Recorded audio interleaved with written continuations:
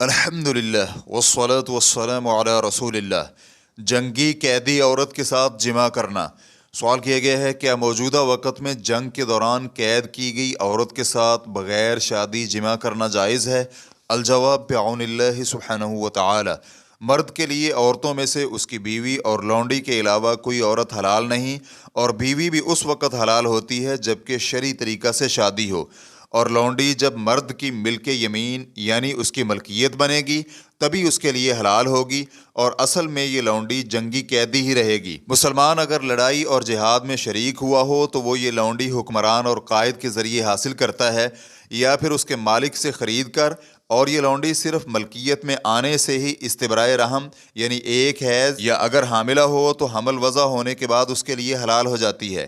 اللہ سبحانہ وتعالی کا فرمان ہے وَالَّذِينَ هُمْ لِفُرُوجِهِمْ حَافِظُونَ إِلَّا عَلَىٰ أَزْوَاجِهِمْ أَوْ مَا مَلَكَتْ أَيْمَانُهُمْ فَإِنَّهُمْ غَيْرُ مَلُومِينَ۔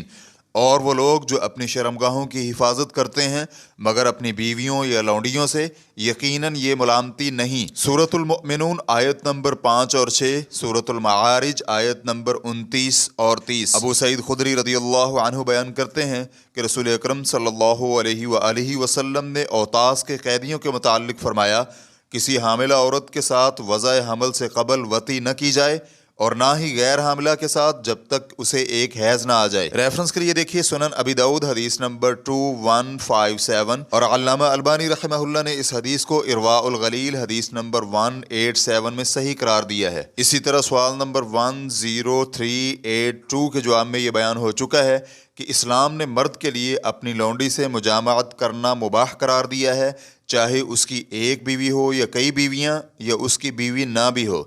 اسی طرح سوال نمبر 5707 اور اس کے ساتھ ساتھ 12562 کے جواب میں یہ بیان کیا جا چکا ہے کہ جہاد میں لونڈیوں کی تقسیم حکمران اور ولی الامر کی جانب سے تقسیم کی جائیں گی، کیونکہ ہو سکتا ہے کہ وہ فدیہ لے کر یا احسان کرتے ہوئے انہیں چھوڑنے کا حکم دے۔ واللہ تعالی اعلم۔ اسلام کیو اے ریکارڈنگز مؤسسۃ الشیخ محمد صالح المنجد، المملکۃ العربیۃ السعودیہ، فتویٰ نمبر 20085۔ والسلام علیکم ورحمۃ اللہ وبرکاتہ۔